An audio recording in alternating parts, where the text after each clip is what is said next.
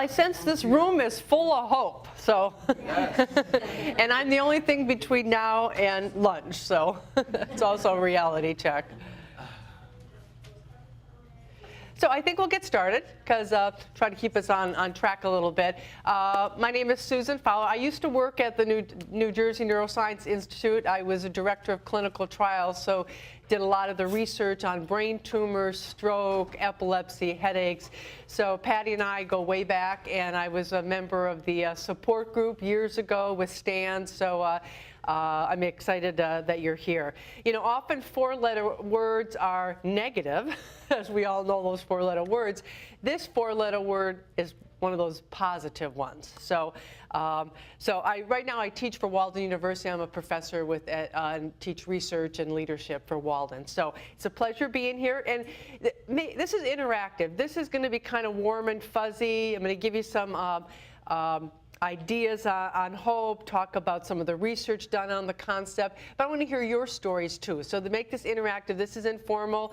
Feel free to raise your hand, just jump in if you have a comment, and I will do some polling of the audience as well. So, okay, so you know, this four-letter word, there are streets named Hope, there are signs that have the word hope on it, and this was just an example I got off the internet. But hope is in the news, and you know, I had this in my, this is 2005.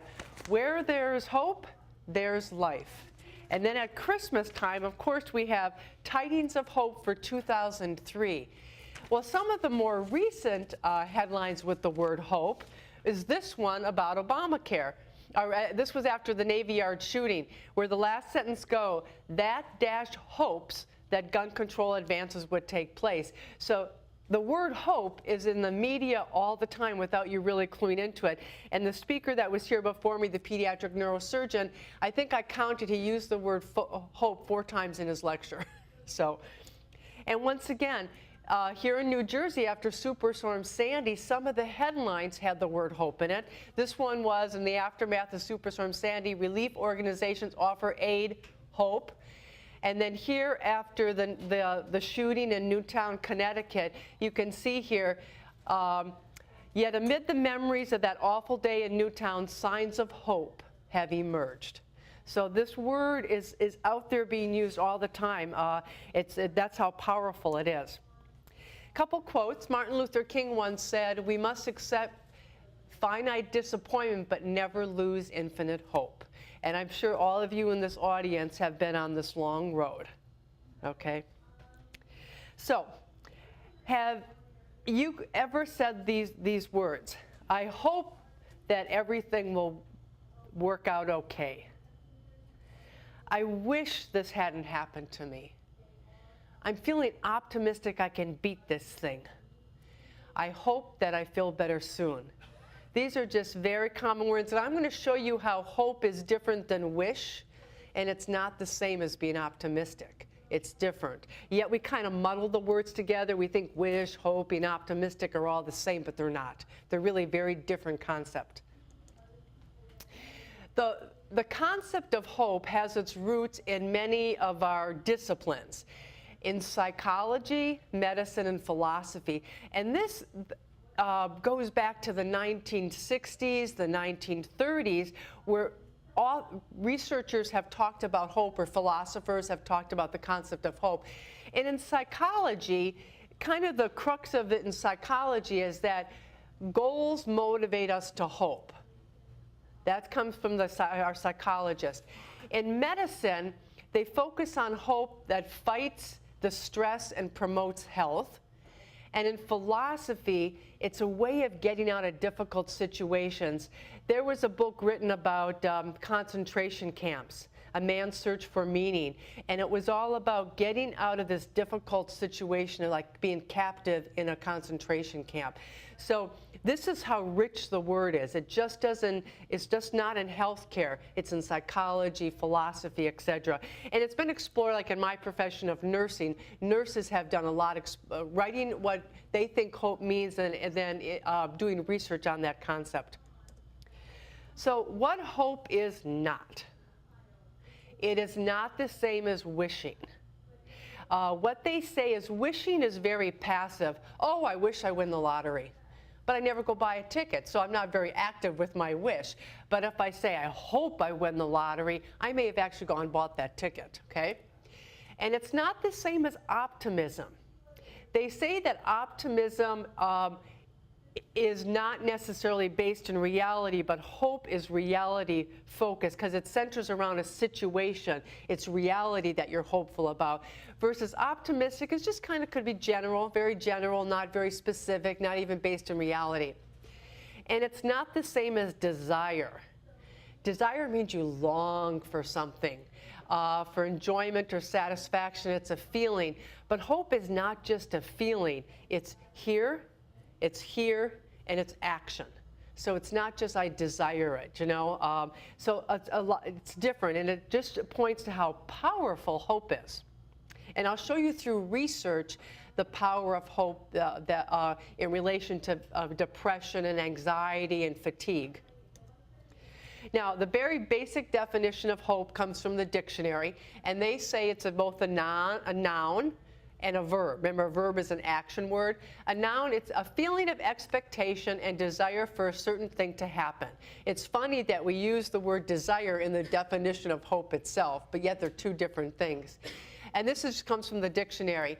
He looked through her belongings in the hope of coming across some information. Then the verb is action. He's hoping for an offer of compensation, so it's like he's really moving along. So wants something to happen or be the case. So this is a very basic definition. But the more robust definitions come from the literature, our philosophers, our psychologists, our nursing colleagues. And the first definition there are from two nurses, okay, back in 1985. Look how powerful this is. They said it's a multidimensional, dynamic life force characterized by a confident yet certain expectation of achieving something good, which is realistic and significant to me. Look at all that. It's a force. It's dynamic. It's not one-dimensional. It's like 3 or 4 or 5 dimensions. It's based in reality. It's something that's important to me, and I expect it to happen. So look how powerful that is. Now, Scotland was a psychologist. He says simply, it's an expectation greater than 0 of achieving a goal. Now, I would like to say it's expectation greater than 10 of achieving a goal, but the very basic one, it's more than nothing. But I think hope is more than that, okay? And the last one is from a philosopher back in 1970. Corner said, it's a feeling of assumed certainty that something dreadful will not happen. So it's more the negative. Doesn't necessarily say that good's going to happen, but bad's not going to happen. So you can see some commonalities in those definitions, can't you? You can see something about an expectation, either something good or something not bad is going to happen. And it's this feeling of certainty that it's real, that it's real. So out of those three, do you like the first one? Do you think that one is most robust and based and reflects your own definition of hope? If somebody stopped you on the street, a news reporter, and said, "What is your definition of hope?" What would you say? Just very basically, how would you define hope in your own words? Hope is just knowing that you're going to rise above any situation. Okay, knowing you're going to rise above a situation, so it's an expectation. It's kind of like a little bit of a goal, right? So and it's action. It's kind of when you rise above, you have to act to get up there. So very powerful. Now there's a lot of questions out there about hope. And does hopelessness mean you're without hope? Some people say that there may be a continuum of hope, and on one end is hope, and the other end is hopelessness. But some people say there's always some degree of hope. So that's an interesting concept. Is despair the end of hope? Back in 1985, one of our philosophers challenged that thinking. If this is the continuum of hope, if you have no hope, is that despair? Think about it from your own perspective. Is some dimension of hope always present? Are you ever truly hopeless? or is there always some degree of hope, even as minimal as it may be? You know, and does hope fire more hope? People say that the hope of one person inspires hope in others. So when you go to brain tumor support group meetings and you feel the energy of hope, it energizes you, right? So it's easier to be hopeful when you're around people that are hopeful, you know? It's like I have a hard time with people that are negative. They just pull you down. I can't be around them. It's much richer to be with people who are hopeful or positive. And then is hope closely linked to faith? Is there somewhat of this, when you expect something and it's this inner force, is it linked to a faith? And I'll show you some research that looked at that as well. And does hopelessness breed more hopelessness? If I'm feeling really hopeless, does it just breed more and more feeling of hopeless, you know? There's no right or wrong answer to this, but these are some of the challenges when you think about the word hope. So think about it from your own perspective as well. So more thoughts on hope.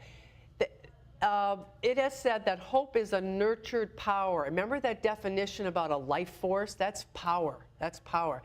So hope is nurtured. It is learned. We have learned from our ancestors. When they came over on that boat from Europe and landed at Plymouth Rock or traveled west, they were so hopeful they were going to find a new country. We've learned that, and now we take it to today. Not to hope is to renege on a commitment. And remember all those definitions about expectations. When you commit to something, you're hopeful. That demonstrates your hope. If I was committed to get my doctorate and it took me 6 years, I was very hopeful I was going to finish. If we expect something in the future, if we hope, we actually suffer less. You know, and there is something, you know, there's when you think about suffering, if you're in a concentration camp or POW and you're suffering, you still may have that little bit of hope. There is a relationship between hope and help, they have said, and structures of endlessness result in hopelessness. If you feel that there's an end, or there's no end, I should say, you might get more hopeless. With brain tumor survivors, there's an end to this chemotherapy. There's an end to this radiation. There's an end. That inspires hope. If it's endless, it's like, well, what the heck, you know, there's no hope. So just some really powerful things to think about. Now, when you look at all the literature from the psychologists, the sociologists, the doctors, the nurses, etc., there are some general 5 themes about hope. This is the general concept. That it's energizing, it has power, it's dynamic. Hope isn't like this. Hope's like this. You know, it goes up and down, and some days you're more hopeful than others. So it's dynamic. Hope is inside you. Your thoughts, you're often unconscious. You're probably not aware at times that you're hopeful. It's just kind of part of who you are. It's inside you. It's inside your head, your heart. Hope is full of anticipation and expectation. I mean, you have to hope for something. It could be as small as, you know, I hope I win the lottery, to as, you know, I hope I beat this cancer. Hope is associated with goals, outcomes, a good, a fulfillment, an improvement. There's something you're seeking, okay? And hope is a state of being. It's who you are. You can, when you describe your colleagues, your friends, or whatever, you may say, oh, he's really hopeful. And I'll tell you, when I was a nurse in critical care, I remember this young man, Rutgers student, fell on the railroad tracks and he had his arm cut off. And he was a wrestler. And the family was really hopeful about something. I remember other nurses saying, oh, I don't know why they're so hopeful. He's not gonna, you know, not gonna be able to move his arm, you know, etc. I thought, you can't take away hope, because sometimes that's all you have, you know. So that's why we got so passionate about this concept. Now, assumptions about hope. How many of you in the audience think if you're not hopeful, you have a greater chance of dying? Yeah, right. Now, there are some other concepts that are called antecedents, which they lead to hope, and there are some consequences of hope, like here's hope, and so what that I'm hopeful. One is social support leads to hope. And that has to do with your support groups, your family, your doctors, your nurses. And so then on the other hand, hope leads to feeling better about yourself, a better sense of well-being. And that could be physical well-being, it could be mental well-being, it could be spiritual well-being. Hope also leads to energy, and when you have more energy, you're more hopeful. So it like gets to be a neat circle, and that goes back to some of those definition of hope being multi-dimensional, a life force. Hope influences coping, but also hope is a way to cope. So hope is, some researchers say hope is a coping strategy, and others say hope leads to better coping. So there's two ways to look at it. Previous life experiences influence hope. So, you know, if you've had some good things going on in your past, you finished high school, you went to college, you graduated, you had good stuff happening, those inspire more hope, you know. And hope leads to trust. If I'm hopeful I'm going to kick this cancer, I'm probably more trustful of my healthcare providers. And hope influences anxiety, and I'm going to show you the research that's been done on that. And hope leads to a lot of really good things on this end as well. Here's another quote from the Dalai Lama. I find hope in the darkest of days and focus in the brightest. I do not judge the universe. And there's that little glimmer of hope, that sunshine coming through the clouds. Okay, now there are questionnaires that are proven to be reliable and valid to measure the concept of hope, and these are the ones that are used in the research literature. There's one by it's called the Snyder Hope Scale, and these are, I just picked a few items from the scales to show you what they ask, and they're usually on a Likert scale from like strongly disagree, disagree, agree, and strongly agree. So they usually go on a continuum. Like this Hope Scale by Snyder is, I energetically pursue my goals. Even when others get discouraged, I know I can find a way to solve the problem. My past experiences have prepared me for my future. So you can see, well, some of the things I just talked about, past experiences, goals, are embedded in these questionnaires. The Hearth Hope Scale is developed by a nurse, and I've used this in some of my own research. Some of her items are, now, some are negative items and you would want them to, you'd want to answer them negatively. So I have a positive outlook toward life. I feel all alone, and hopefully you don't feel alone, which would tell you you're more hopeful. I believe that each day has potential. The Miller Hope Scale was also developed by a nurse, because this concept is very passionate to nursing. I'm positive about most aspects of my life. I'm positive about the future. So you can see some similarity between these instruments based on the definition of hope. But what was interesting, I just got this was in the Washington Post in July. Schools, read that, it says, Montgomery County students return to school next month. They will take a poll asking whether they are energetically pursuing their goals, laughed, had friends, in an attempt to measure student hope. Isn't that amazing? We're realizing just that the academic test scores aren't telling us enough about our students, that they're going to start looking at how the hope of our students. Isn't that, I think that was just fascinating how it's become such an important concept in not only in healthcare but in daily life.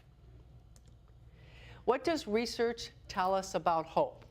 I reviewed about 6 or 7 research studies, and I targeted cancer. One researcher looked at a diary of a breast cancer survivor, and actually she was a nurse. And this is what, there are 3 themes that came out. Stop, look, and listen. Stop, search for meaning initially in the diagnosis of cancer. Look, stand through that meeting and survive the treatment plan. And listen, sail through and survive. So those were some of the themes that came out of when they read her diary. They pulled these themes out. Now, another case study was with a patient with aggressive lymphoma. What they found is that hope gets reframed. And remember how we talked about, it's kind of like degrees of hope or levels of hope. Reframe hope. Hope for a cure, transitioned to hope for a good death. And this was somebody who was actually, it's an aggressive lymphoma. This patient was dying, was at end of life. But how hope even changed during that time, okay? And here they also found that hope, coping, spirituality, and religiosity were all kind of together. There's a spiritual or faith part of hope. Now, there was a qualitative study done, so it wasn't questionnaires, it was interviewing people, and they had 14 patients receiving chemotherapy. And what they found, there were 4 themes. Bigger picture, adapt to the diagnosis, taking cover in the storm, sheltering against the negative aspects of cancer or its treatment, keeping it normal, continue to live, and reaching out, you're not in this alone. So, you can see some similarities between these interviews or looking at these diaries, right? About the phases that you go through with hope. Now, another study looked at cancer patients receiving chemo. There were about 182 subjects, and they looked at fatigue. When my hope goes down, am I less fatigued? And what they found is an inverse relationship. As fatigue increased, hope went down. As hope increased, fatigue went down. And that may go to that energizing aspect of hope. So it's been studied in relation to fatigue. Another study looked at patients who had cancer, mostly focused here in their oral cavity, and they looked at anxiety, depression, hope, and optimism. What they found is there was a significant opposite relationship between hope and depression. So the more hopeful I am, the less depressed. They also found with anxiety, the more hopeful I am, the less anxious I am, okay? And they found hope predicted depression. Being optimistic also predict depression. And together, they really predicted anxiety. So hope is something that impacts the psychosocial experience of anxiety and depression. So very powerful. And once again, they looked at depression in women with breast cancer. There were over 200 women and found that hope influences depression negatively. Once again, the research shows the more hopeful you are, the less depressed. Would you agree from your own perspectives that when you're hopeful, you're less depressed? Okay, good. And then they studied 10 women with ovarian cancer. And this was, once again, interviews. And look at the themes. Hope for the best, but prepare for the worst. But you always keep the hope in the front, the best. So you can see from this research that's been done how powerful a concept it is for your psychological well-being as well as your physical well-being in terms of fatigue. So hope is the thing with feathers that perches in the soul and sings the tunes without the words and never stops at all. Somebody doesn't have to say they're hopeful. You can just look at somebody and say, oh my God, I can just tell they're really hopeful, right? I mean, you can tell that. So, so this actually ends my presentation. So I wanted to get any comments you have or experiences, or do you agree with the research that's been done on it? Thoughts? Feel free. Nodding head means yes, right? Okay, okay. And I know it's been a long morning and stuff. So, go ahead. My brother has the brain. Okay. And an aggressive one. So I'm from Canada, and so the surgeons and that said, "There's nothing out there. That's it." They didn't give you much hope, did they? Yeah. So then I did a lot of research myself, and then came across the virtual trials and that, and saw all kinds of different stuff. And I think what she points out as healthcare providers, as nurses, doctors, social workers, oncologists, et cetera, we have an obligation to provide some kind of hope. And that hope may be clinical trials like you're speaking of, but to give no hope, that is like, that's wrong. There's always some hope. Even it's the hope like something as simple as, well, this cancer is really aggressive. Research has shown the prognosis is only 6 months. But I think there's ways we can help you really live a good life in this short period of time. Always giving something, So what was your brother's, did he really feel hopeless or despair when he got that, when they said that? No, okay. Because that may be just who he is. And actually, yeah. Yeah. And actually, he's doing remarkable. Good, good. Yeah, and that gives you more hope, and it gives you more hope, and you more hope, and stuff like that. And don't you, and I think if you're family members of somebody who has a brain tumor, you have an obligation to stay hopeful for that person because of the relationship between hope and me and hope in you. You know, you need that social support. So, yeah. I was going to say, it's interesting talking about hope. My radiation oncologist, he said to me, I hope you will come out of this well. And I actually kind of took it in the wrong way, and I looked at him and said, I will be fine. So now I'm thinking back to, Yeah. probably using it in a very positive way. Right, right. I kind of took it like, I would too. What do you mean? You don't know? I'm going to come out of it? Yeah, right. So the better way to say was, I hope you're going to come out of this, but let me tell you, 98% of the patients have a good recovery using this therapy, so I'm really hopeful that you're going to be in that 98%. Yeah, you got to give me some more meat to the potatoes, you know? Right. but it made me think about, like, I like to use phrases like I will, I would like to, I Yeah, look forward right. to. Right. So, Right. And anytime I write in my journal, I think one day I just sat there and I thought of all the goals that I still want to do, And see, that reflects hope. Yeah. It's all embedded in those goals. Just kind Yeah. of just Yeah. stream of thought. Yeah. And you can say, like, each day you may have a goal, I just want to get up out of bed today. Right. That's my goal. But you have a goal. But that's a goal. What were you going to say? When I was first diagnosed with the tumor, the surgeon said it was inoperable, and I left that surgeon, and went to like six other doctors, and finally, her name was Dr. Tumor. She said, I'll do it. So I wouldn't listen to the negative. Like, I didn't want to live with it, like being with a ticking time bomb in my head. I would rather have gotten it out.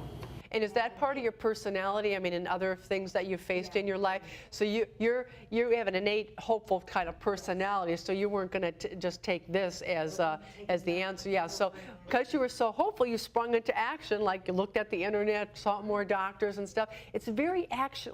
But if you just wished you got better, oh, I wish I didn't have this diagnosis. Then you don't do anything. Breaking that little wishbone's not going to give you much. I had the same issue that it was considered inoperable. I was seizing all over the place, etc. And I found 2 people in New York that would do it, and one would put me out and just leave me however I turned out at the end of the surgery, and the other one would keep me awake. So I obviously went with the keep me awake thing. But I'll say, I think everyone, the majority was like, what are you doing? What are you doing? And I think it was just pure faith, really, really knowing. Yeah, you're saying there's that relationship between hope and faith. There is that religiosity, spirituality. There's some part of that, yeah. So, I mean, even if I think you're not religious, let's say, you don't pray or you don't go to church, but you still believe in God and you have some kind of, or whatever, you have a faith, Buddha, whatever. I think it can inspire the hope, So, go ahead. Because I understand the dynamic of hope that you're talking about, but would you also say that taking action generates a platform to then develop hope? Mm-hmm. Yes. I think it's kind of synergistic. Hope is that springboard for action, but then when you start taking action, it leads to more action, which is even more hope. Yeah, it's I'd say that. Yeah. I actually got a new Max Lucado book that just came out. It's called You'll Get Through This. And I think it's the first book that I've ever actually had any kind of encouragement or hope that, these things have happened. They've happened in the past. They will happen again. Right. That's the world. You will get through this. Here is. Did you start reading it already? Oh, yeah. Okay. And did you? Questionnaire, a study manual that also goes along with it. I downloaded it on my Kindle and I got both. And are you sensing, let's see, is it inspiring hope in you? Okay, yeah, okay, right, yeah. You know, I'd be amazed, like if you Googled books with the title Hope in it, I didn't do it, but I'm sure there's many about hope. But, you know, hopefully your eyes are open on how often we use the word either kind of too lightly sometime, but yet we recognize the power of it. So then I would challenge that healthcare provider, that doc, and say, hey, you know, you're using this word too loosey-goosey. Hope is much more powerful than that, you know? So you got to teach them, yeah. Kind of like, Yeah, right, yeah. upper body kind of dropped a little bit as he said it, so just felt, you know, not as positive as I'm used to hearing. Well, thank you for sharing your stories, and even if you're not singing, I can still hear your hope and your tunes, because your hope's never going to stop. So thank you so much. Okay.